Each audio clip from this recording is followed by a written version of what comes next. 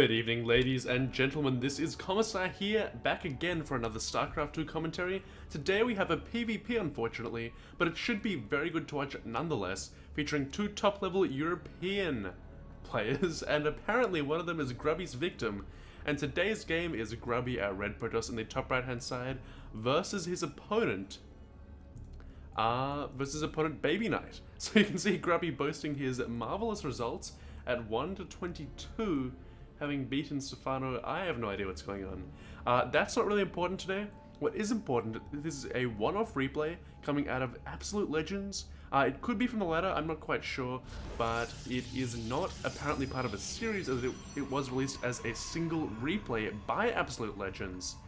And it is indeed a PvP on Entombed Valley today. Okay, so giving you some background on these two players in terms of recent tournament results, as I figure ladder is a tad irrelevant now. I'm ignoring the chat a little bit, it's a bit crazy. Yeah, so ladder results I figure are a tad irrelevant. I mean, players who aren't pros can be rank 1 Grandmaster. Of course those players will be like semi-pros, but nonetheless, that still shows you how useless that is. And Grubby, his recent tournaments results include a victory at the World Championship Series in the Netherlands, where he won the finals 2-0, I believe, against his opponent, who was Team Liquid's Ret in that particular case. We do see him taking his gas and actually rallying his workers to build new buildings instead of just pulling them off the mineral line. A very, very efficient play by Grubby there, actually. You can see both players heading in the wrong directions, and yeah, BabyKnight, a recent result for him, is an all-kill of Team Millennium. Team Millennium, of course, are a very, very tip-top team, so getting an all-kill of that team is very impressive indeed. That was back about a month ago, well, slightly over a month. That was back in mid-April. Grubby's result was in mid-May, or late April for BabyKnight. Okay, so we do see both players having their one gas so far. We'll have to wait and see what they do indeed do, looking for any sort of deviations, and thus far, we have seen none. The only difference being that BabyKnight is about 5 seconds ahead on his probe, maybe even less. And the Zealot timing is almost identical. The Cybertalk timing is favoring BabyKnight slightly, so perhaps BabyKnight's been slightly more efficient. Not really too evident. As in fact the difference is really that Grubby has got a second gas geyser, whereas BabyKnight has not, so we may be seeing a 4-gate here out of BabyKnight. I'll have to watch those chrono boosts. He has saved up 50 energy, but no, chrono boosting the, gateway, not the cybernetics core straight away. Maybe gonna chrono boost both, but that means probably not a 4-gate, because really a 4-gate ideally chrono boost primarily your cybernetics core. And does Grubby see the second gas geyser is the big question. Yes, he does. So he knows, okay, there's a second gas geyser down. That means no 4-gate most likely, although it could have been a fake. He could have cancelled that. But again, he saw the chrono boosts on the gateway as well. So realistically, Grubby should be able to hold any 4-gate pressure from his opponent. But what is Grubby doing? He's chrono boosting his warp gate quite nicely, actually. It is currently significantly ahead, about 10 seconds ahead of his opponent, and he is chrono boosting it a lot more, and now is actually going for the 4-gate. The second gas was a fake, only using 3 probes and gas, 2 on one gas geyser, 1 on the other. So Grubby in the end is doing the fake 4-gate, but BabyKnight is doing an impressive job at trying to shut it down. He's aware of the danger, and he is trying to take map control, trying to even apply pressure to deny any sort of 4-gate play. Will this work? It might actually work for him in the end, as he is going to not kill this Stalker in the middle, but his probe is going to get through to plant a proxy pylon down, and he is going to be in the base of his opponent, probably going to force the first warp in to be inside the base of Grubby, as opposed to at his opponent's base. We'll have to wait and see about that one though, as BabyKnight only has 1 gate, 1 robo so far, and there is a pylon inside of his base. It's going to be so hard for him to hold, but at the same time, Grubby is going to struggle to hold too, as he is down 1 Stalker. Although BabyKnight apparently is going to be cleaned out here. His 2 Stalkers are both dead thanks to an impressive play there by Grubby in the end. Okay, so you're going to notice that Grubby missed 2 warp gates here. Oh my god, and they're going to warp him the 2 warp gates, and that is going to cost him precious seconds in this hole. You can see 1 probe did go down there. This Stalker may go down of Grubby. That would be huge, but the probes are trying to see to it that it doesn't, and a surround on that Stalker is going to cost BabyKnight any further damage at this stage of the game. Meanwhile, though, in the base of BabyKnight, a horrible situation for BabyKnight is unfolding. He will get an Immortal out in a sec. Will that be enough to hold on, though? I don't know. He's pulling a lot of probes here as more and more Stalkers are warping in, and this Immortal is going to be key. Can it survive is the big question, and it's right on top of the Stalkers. Could be focused down so easily, but it looks like these Zealots are separated from the army. Will kill a few probes, but in the end, it's just going to be up to the Immortal to hold off the attack. The Zealots have been cleaned up for the most part. There is one Zealot and an Immortal basically remaining with a few probes in support, and the Sentry with no energy. And the Immortal could go down here on such low health, and will it go down? It looks like one more hit will do it. Yes, it does go down, but a second one is on the way, about halfway finished. It looks like BabyKnight may be able to hold here, but it will be very close, getting a crucial force and holding up that one Stalker for a little bit longer, trying to micro Sentries, but Sentries, of course, so bad against Stalkers, the two get taken out for very small gains. We do indeed see another Stalker going down thanks to a clutch force field there by BabyKnight. Another Immortal is out, going to get one Stalker kill straight off the bat, trying to focus the Stalkers as it needs to do. And now with only Zealots left in his base, he should be able to kite with this Immortal, especially if he gets a nice force field in. And does he get the force field in? And no, the Sentry, I believe, went down straight away. That's interesting. And we do indeed see the Immortal is going to be enough to hold. But at what cost? Who is ahead? Well, the supply... Oh, more kills going down too. So the supply after all of this, after the last Zealot is about to die, I believe it should really be shut out because it's so on such low health and doing way too much damage. And it looks like, yeah, the hold is basically complete at this stage with, what, 5 to 16 workers killed. So Grubby's killed a lot more. Does he have a lot more, though? He does have 17 to 19 workers. Now it's equal, and now with this Zealot, last Zealot is going to leave them, yep, dead even. And this Stalker could perhaps kill an Immortal. That would be a very hero Stalker indeed. And will it go down? No! Good force field there, but not enough to get the kill. And looks like the pressure will continue. BabyKnight can't afford another Immortal at this stage. This could be crucial. He needs to get that shield energy back up on his current Immortal. Will he get it? I don't know. It's going down. It's gonna go down. It goes down. And now we see only one Stalker though remaining for Grubby. So again, you'd think the hold was complete, like I said earlier. I called it way too early though, as the pressure is continuing to go on and on and on. And Grubby now is going to be on the back foot. He is outnumbered, but he has Stalkers, his opponent does not. I'd assume that BabyKnight is trying to save up for an Immortal at this stage, as that's what he needs so desperately. Stalkers wouldn't be too bad either, to be honest, but an Immortal would be the best thing, of course. And we do see a Zealot being warped in, going to delay that Immortal significantly, trying to save a few probes, and he will succeed in doing so. And this pilot is trying to be focused down here, and BabyKnight, though, attacking units on warp in is going to be in a very good spot to hold the rest of this attack off. And that's a mistake by Grubby, I'd say. Those last 3 Zealots were an overcommitment by him. Really, if he hadn't pulled those 3 Zealots, he'd have 300 minerals, or maybe the 3 Zealots would be in his base. So what we see now is Grubby is basically 6 supply behind where he needs to be, and that is going to allow BabyKnight's counter push to be up there. To be effective. And now we see sick hold by Grubby. Indeed, it was pretty cool. I really thought with the Immortals going down, I don't know, well I thought that he'd held earlier, but then the pressure came back with almost unrelenting force. With unrelenting force indeed. But it's going to be up to the counter pressure to do some sort of damage here. We do indeed see a Sentry, 4 Stalkers, 4 defense, a pound going down for the supply of Grubby. He is not supply blocked though, so he's going to be okay, I think. Because really, I find in my own PvPs, if you have Sentries up, even Immortals aren't too much of an issue in low numbers at your ramp. If it's 1 base to 1 base, it's not an issue. It only is an issue as Immortals allow you to expand, they support your armies, and sure, massive units like Colossi need to be able to crush force fields, so that's why ramps are so easy to hold. But other than that, it's going to be pretty difficult for BabyKnight to break this, and yeah, realistically he won't. Now it even supplies, really, oh my god, I was going to say no advantage for BabyKnight, but there is the advantage. He has trapped 2 Stalkers, both will die to this Immortal very easily, and that was really a mistake by Grubby, sure, but a brilliant piece of baiting by BabyKnight. 1 doomed Zealot taking out basically 2 Stalkers with him. And now setting a single Zealot to spot the high ground. It will not even die here as a missed force field, and 2 Zealots of Grubby will die here, but 2 Zealots also getting caught of BabyKnight. These players are trading, and so far, the victor of these trades has really been Grubby. XDE, yep, so both players are actually still really well mannered, really to have fun apparently, even though it is a, what, think, I'm not sure if it's a competitive situation. I think it kind of is, but I don't exactly know where from. Absolute Legends replay pack, of course, only one replay included.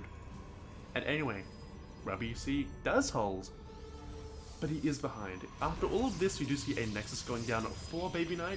He has 3 sentries at base. That is the most important thing for him right now. 7 sentries. Sure, you need about 4 generally to hold 1 base. 7 is enough to force field this ramp for quite some time. As a result, this natural should be able to be held at least until Colossi come from Grubby, and Grubby is only just getting his robotics facility down now. He's going to have very, very slow Colossi.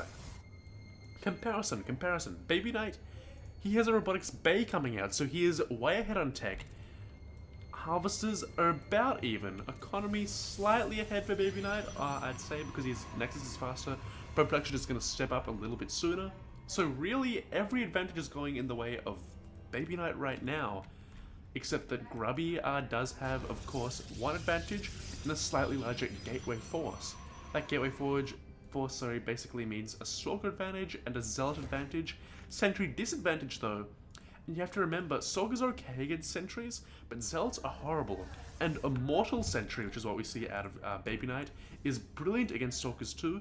And when the second Immortal arrives, this army will be so scary. And oh my god, clutch force fields there, catching 3 units on their own. Although, oh my god, trapping an Immortal here. Even better result for Grubby in the end. BabyKnight a little bit sloppy there. He caught those units so brilliantly, but did not anticipate the many sentries of Grubby, and as a result, these sentries are basically, well, not doomed, but they're not going to be able to do very much more other than just run off back to base and hope that they have enough energy to hold off any sort of counterattacks. But Grubby, he's doing a great job of he did a great job of repelling that. And the great thing for him is this window right now. I mean, there are no Colossi out yet. His opponent has invested so much into Colossus tech, even getting out that thermal lance before a Colossus. That means 200 minerals, 200 gas there, 300 minerals, 200 gas to the Colossus, 200 into the robotics bay. That is an enormous amount of gas. That's what, 600 gas? That is 700 minerals that has not been spent by Grubby, that has been spent by BabyKnight. That money, that tech spending, has not been spent by Grubby. He spent it all on army, even less on economy as well. As such, his army advantage exists right now. Right now, the better army is in the hands of Grubby, and should he not be demolished by brilliant force fields, he will be okay here. He may be able to do some damage. I say that because his army, while getting increasingly less scary, as 2 Colossi are now out and Immortal is also out, if he is not force fielded horribly, he has enough units to focus down Colossi. His Immortals especially, if they focus down the Colossi, will do a ton of damage, will take them down so quickly, and if he gets the Colossus snipes down, that will basically mean winning the game. The problem though is, of course, BabyKnight is reinforcing so fast. The 3rd Colossus is not on the way yet, but when he gets 2 Colossi out at a time, when he starts getting that double Colossus production, he will just go so far ahead in this game, it's ridiculous. And meanwhile, Grubby feels, okay, too many sentries, I can't really push my advantage here. His Observer sees all and he realizes, okay, the energy's a bit too high.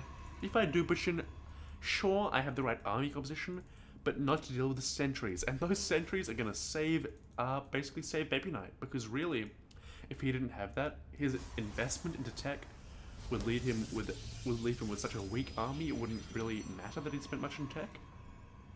And as a result, Grubby would catch up. Now what we see is a game where economy favors BabyKnight by 10 harvesters, army size favors Grubby slightly, not very significantly at all. You can see 57-53. Now in the favor of BabyKnight actually, as I say that. And meanwhile, the army composition of BabyKnight, sorry, is just so superior to that of Grubby, that Grubby is basically stuffed at this point. He needs to pull something out that's very impressive. And if he is able to beat BabyKnight off, I will take notes, because that'll teach me a very important lesson. I mean, to see, even having Observer speed, if you're wondering why that is so fast, I have the game on the right speeds, but Observer speed is done for BabyKnight. And I would like to note, not a single frame rate drop this entire cast. Seems to be a brilliant improvement. Hopefully that'll stay that way, as I will play some ladder after this game. Okay, so anyway, we do indeed see BabyKnight with his 4 Colossi. Really, this push from Grubby, I feel like it's a last-ditch effort, perhaps to just try and say, hopefully I'll get in there before he gets up too many Colossi. 6 Colossi, though, is way, way, way too many for this army to deal with. There is a proxy pylon, but 6 Colossi. Just look at the stats. I'm going to hover over it. I won't make any mistakes then. 2 attacks, 15 damage each, so basically 30 times 6 being, what, enough to one-shot a Stalker very, very easily. And that'll be splash damage. Basically, the gateway army of Grubby can be killed in a few shots by Colossus Ball that big and outranged. The Immortals won't even matter in their numbers at the moment.